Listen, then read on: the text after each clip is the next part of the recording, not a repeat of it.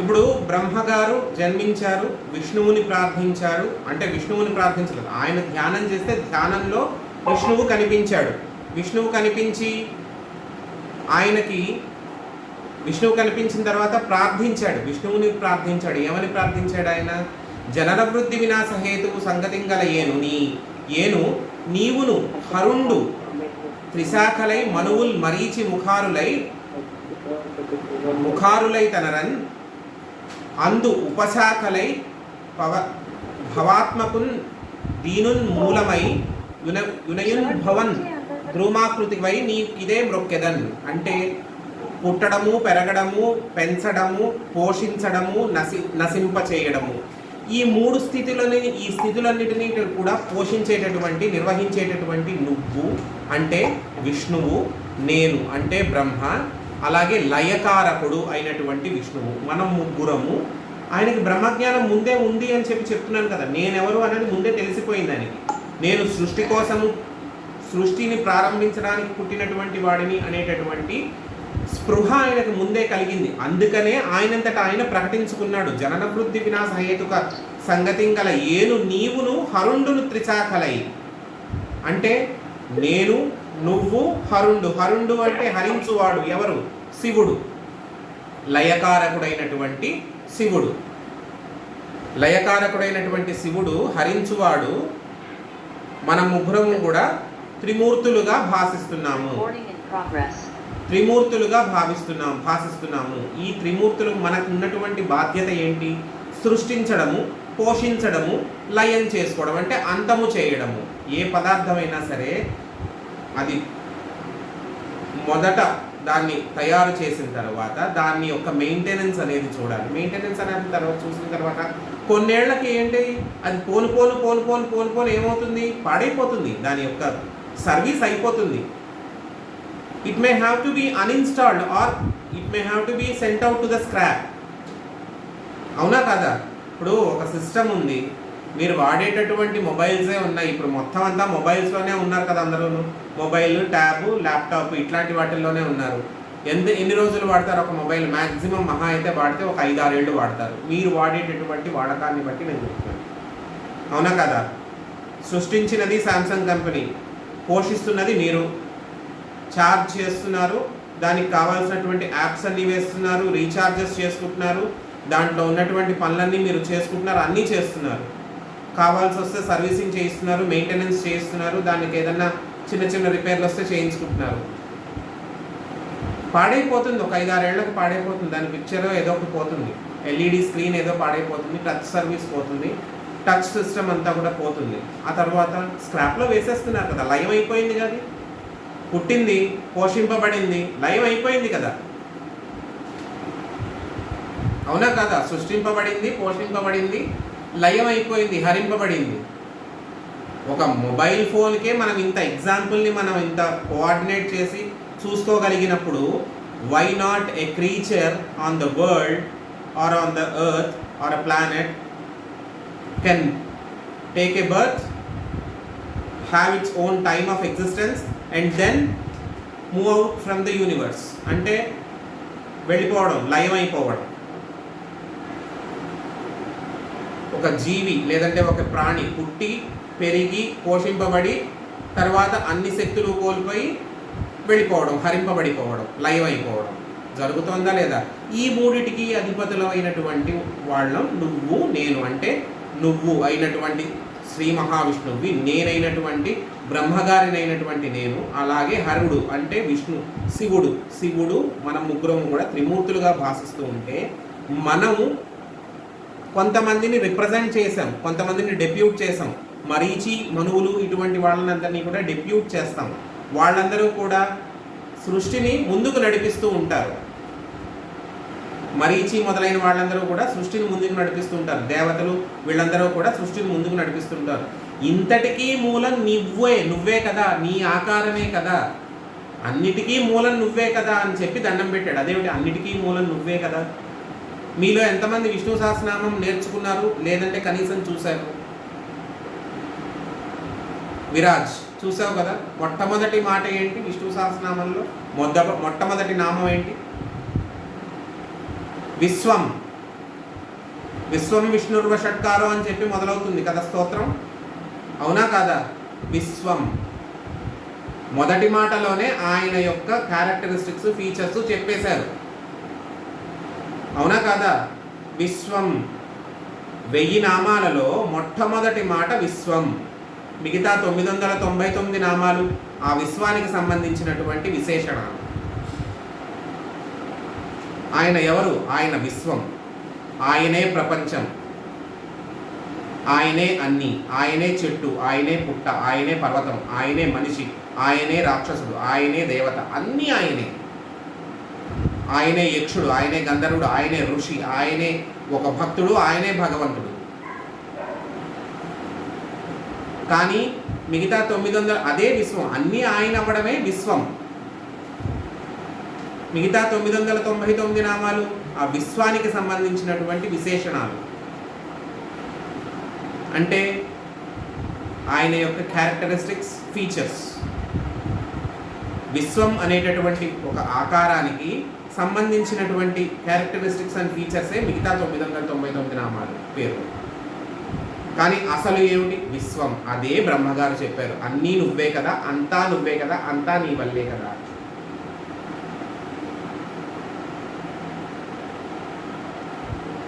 ఇప్పుడు విష్ణుమూర్తి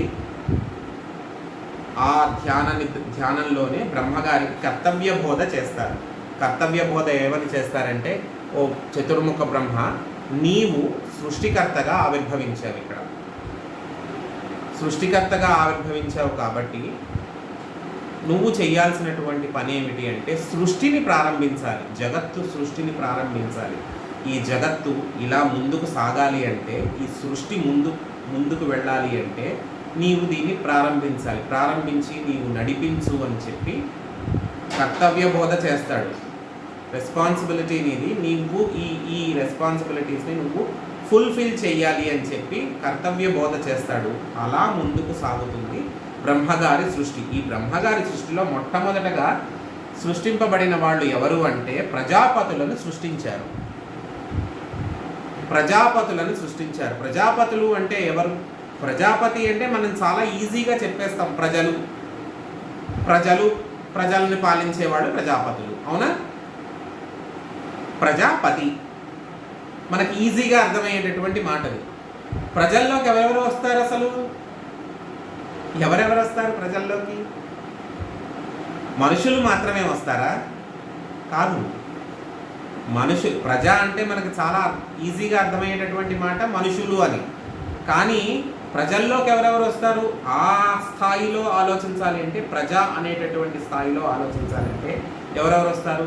సమస్త ప్రాణికోటి ప్రజాపతుల్లోకే వస్తారు. సమస్త ప్రాణికోటి వస్తుంది ప్రజాపతుల కిందకి. ఒక చెట్టు, ఒక పుట్ట, ఒక పర్వతం, ఒక బండరాయి, ఒక సముద్రం, ఒక గంగ, ఒక నది, ఒక చెరువు, ఒక పక్షి, ఒక మృగము, ఒక జంతువు, ఒక కీటకం, ఒక చీమ, ఒక దోమ, ఒక చేప, ఒక తాబేలు, దేవతలు, రాక్షసులు, యక్షులు, గంధర్వులు, కిన్నెరులు, కింపురుషులు, వానరులు, నిశాచరులు, దిశాచరులు, అందరూ మనుషులతో పాటు వీళ్ళందరూ సమస్తము అందరూ ప్రజాపతుల యొక్క సంతానమే. కాబట్టే ప్రజాపతి అన్నారు. ఎందుకు? వీరందరినీ సృష్టించిన వాళ్ళు కాబట్టి. అందులో అగ్రగణ్యుడెవరు? కశ్యప ప్రజాపతి. అందులో అగ్రగణ్యుడు కశ్యప ప్రజాపతి. కశ్యప ప్రజాపతి వలనే చాలా మటుకు సృష్టి ముందుకు సాగింది. ఆఖరికి భూమి కూడా కశ్యప ప్రజాపతి యొక్క కూతురు, కాశ్యపి అంటారు. అందుకనే కాశ్యపి అంటారు, కాశ్వి అంటారు. భూమి కాశ్వి, కాశ్యపి అని చెప్పి ఎవరిని అంటారు? భూమిని అంటారు. ఎందుకు? కశ్యప ప్రజాపతి యొక్క సృష్టిలో భాగం ఆవిడ కూడా, భూమి కూడా. ఎవరెవరిని సృష్టించాడు బ్రహ్మగారు ప్రజాపతులుగా? చూడండి, దక్ష ప్రజాపతి, రాసుకోండి కావాలంటే. దక్ష ప్రజాపతి, కశ్యప ప్రజాపతి, కర్ధమ ప్రజాపతి, మను, ఈ ముగ్గురిని ప్రజాపతులు అంటారు. ఈ ముగ్గురిని కూడా వీళ్ళతో పాటు త్వష్ట ప్రజాపతి, త్వష్టని ప్రజాపతి అంటారు, లేదంటే బ్రహ్మ అని కూడా అంటారు. ముఖ్యంగా దక్ష ప్రజాపతి, కశ్యప ప్రజాపతి, కర్ధమ ప్రజాపతి ఈ ముగ్గురిని మాత్రం ఖచ్చితంగా ప్రజాపతి అనే పేరుతోనే పిలుస్తారు. మిగతా వారిని అందరినీ బ్రహ్మ అనేటటువంటి పేరుతో పిలుస్తారు. మిగతా వాళ్ళు ప్రజాపతులే అయినా సరే వ్యవహారికంలో మాత్రం పిలుచుకునేటప్పుడు మాట్లాడుకునేటప్పుడు మాత్రం బ్రహ్మ అనేటటువంటి పేరుతో పిలుస్తారు. అటువంటి వాళ్ళు ఎవరు? మను, రుద్ర, భృగు, ధర్మ, యమ, మరీచి, అంగీరస, అత్రి, పులస్త్య. ఈ పులస్త్యుడు ఎక్కడ కనిపించాడు మనకి? ఒకసారి గుర్తు తెచ్చుకోండి. పులస్త్యుడు ఎక్కడ కనిపించాడు? పులస్త్యుడు ఏ సందర్భంలో మనం మాట్లాడుకున్నాం పులస్త్యుడి గురించి? పులస్త్య బ్రహ్మ సంతానమే రావణాసురుడు. పులస్త్య బ్రహ్మ వంశంలోకి వస్తున్న వాడే కదా రావణాసురుడు. పులస్త్య బ్రహ్మ కొడుకు పులస్త్య బ్రహ్మ, పులస్త్య బ్రహ్మ కొడుకు విశ్రవసో బ్రహ్మ, విశ్రవసో బ్రహ్మ కొడుకు రావణాసురుడు. అవునా కదా? పౌలస్త్యుడు అన్నారు కదా రావణాసురుణ్ణి. బ్రహ్మ కొడుకు పులస్త్య బ్రహ్మ, పులస్త్య బ్రహ్మ కొడుకు విశ్రవసో బ్రహ్మ, విశ్రవసో బ్రహ్మ కొడుకు రావణాసురుడు, విభీషణుడు, కుంభకర్ణుడు, శూర్పణఖ. వీళ్ళందరూ ఆయన సంతానం. అక్కడికి వచ్చాడు పులస్త్య బ్రహ్మ. పులస్త్య బ్రహ్మ పులహ, క్రతు, వశిష్ఠ, పరమేష్టి, సూర్య, చంద్ర, క్రోధ, వికృత, త్వష్ట వీళ్ళందరూ కూడా ప్రజాపతుల లెక్కలోకి వస్తారు, ప్రజాపతుల కోవలోకి వస్తారు. అలాగే మనువులను కొంతమంది సృష్టించాడు. మనువులు 14 మంది మనువులను సృష్టించాడు. ఈ మనువుల ఆధారంగానే మన సృష్టి నడుస్తుంది. ప్రజాపతులు ఏంటంటే జీవుల్ని సృష్టిస్తారు, మనువులు వారిని నడిపిస్తారు. మన్వంతరములు అంటారు కదా. ఇప్పుడు సంకల్పం చెప్పుకోవడం అలవాటు ఉన్న వాళ్ళు ఎవరైనా సరే ఒక్కసారి మీరు అందరూ గుర్తు చేసుకోండి. సంధ్యావందనం చేసుకునే అలవాటు ఉన్న వాళ్ళు, సంకల్పం చెప్పుకునేటటువంటి అలవాటు ఉన్న వాళ్ళు, సమస్త దుర్దక్షయ ద్వారా పరమేశ్వర ప్రీత్యర్థం పరమేశ్వరముద్దిశ్య భారతవర్షే భరతఖండే మేరోర్ దక్షిణ దిగ్భాగే శ్రీశైలస్య వాయు ప్రదేశే అని చెప్పి ఇంత చెప్పుకునేటప్పుడు ఏమని చెప్పుకుంటాం? ఎవరి కల్పం అని చెప్పుకుంటాం? వైవస్వత మన్వంతరే అని చెప్పుకుంటున్నాం కదా. ఇప్పుడు జరుగుతున్నటువంటి మనువు ఎవరు? ఇప్పుడు ప్రస్తుతం ఉన్నటువంటి ఈ జరుగుతున్నటువంటి కాలానికి మనువు ఎవరు? వైవస్వత మనువు. అలాగే ఇంకొక 13 మంది ఉన్నారు. ఈయన కాకుండా ఇంకో 13 అంటే మొత్తం కలిపి 14 మంది ఉన్నారు. ఎవరెవరు వాళ్ళు? స్వయంభువ మనువు, స్వారోచిష మనువు, ఉత్తమ మనువు, తామస మనువు, రైవత మనువు, చాక్షస మనువు, వైవస్వత మనువు. చెప్పాను కదా, వైవస్వత మనువే ఇప్పుడు ప్రస్తుతం జరుగుతున్నటువంటి కల్పానికి మనువు. వైవస్వత మన్వంతరే కలియుగే ప్రథమపాదే జంబూద్వీపే అని చెప్పి సంకల్పం సంధ్యావందనం చేసుకునేటప్పుడు సంకల్పం చెప్పుకుంటున్నామా లేదా? పూజలప్పుడు కూడాను ఆ వైవస్వత మనువే ఇప్పుడు జరుగుతున్నటువంటి కల్పానికి అధిపతి. అలాగే తరువాత నెక్స్ట్ ఎవరు వస్తారు? సూర్య సావర్ణి మనువు, దక్ష సావర్ణి మనువు, బ్రహ్మ సావర్ణి మనువు, ధర్మ సావర్ణి మనువు, భద్ర సావర్ణి మనువు, దేవ సావర్ణి మనువు. ఇంతమంది వస్తారు. ఇప్పటికి 7 వచ్చారు, ఇప్పటికి 8 మంది వచ్చారు, ఇంకొక 6 రావాలి, వస్తారు. అది కూడా నడుస్తుంది. ఇలా సృష్టిని మొదలుపెట్టాడు.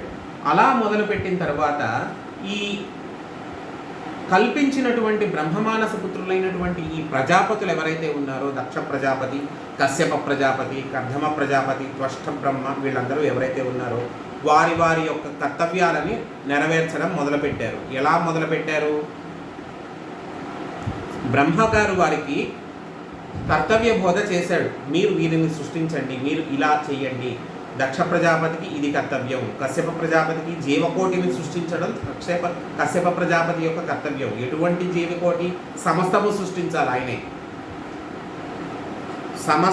సమస్తము ఆయనే సృష్టించాలి. కర్ధమ ప్రజాపతి ఆయనకు వేరే అయినటువంటి కొన్ని బాధ్యతలు. త్వష్టకి ఆయనకి హీజ్ అన్ ఆర్కిటెక్ట్. మళ్ళీ ప్రజాపతుల్లో కూడా ఆయన ఒక ఆర్కిటెక్ట్ లాంటి వాడు, ఆయన ఒక మెకానికల్ ఇంజనీర్ లాంటి వాడు త్వష్ట ప్రజాపతి.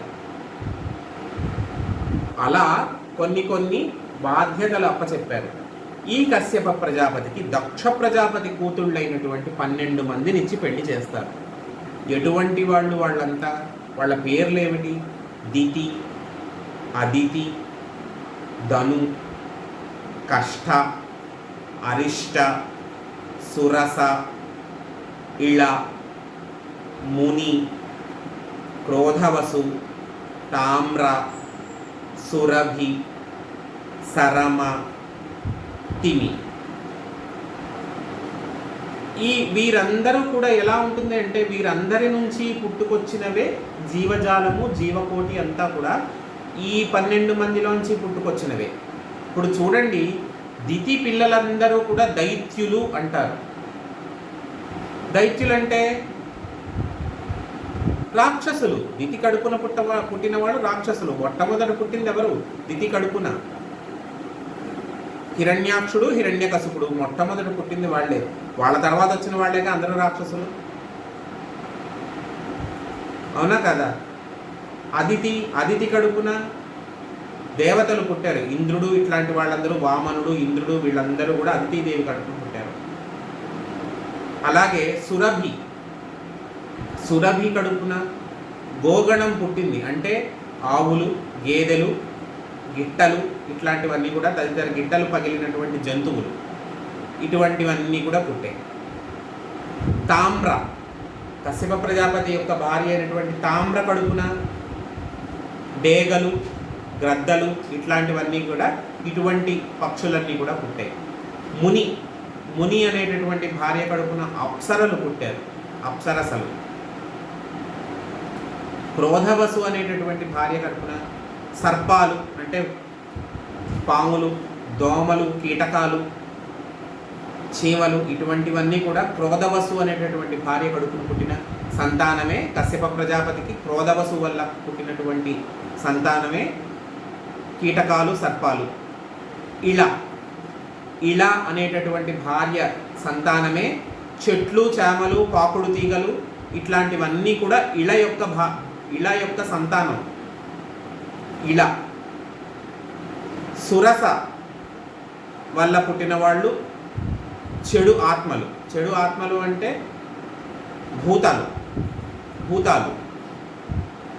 అరిష్ట వల్ల గుర్రాలు పుట్టాయి. అరిష్ట వల్ల గుర్రాలు, గిట్టలు పగిలిన ఇతర జంతువులు కూడా పుట్టాయి. అలాగే కిన్నెరులు, గంధర్వులు కూడా అరిష్ట వల్లనే జన్మించారు. కిన్నెరులు, గంధర్వులు. అలాగే వినత వల్ల గరుగ్మంతుడు, అణువురుడు జన్మించారు. గరుగ్మంతుడెవరు?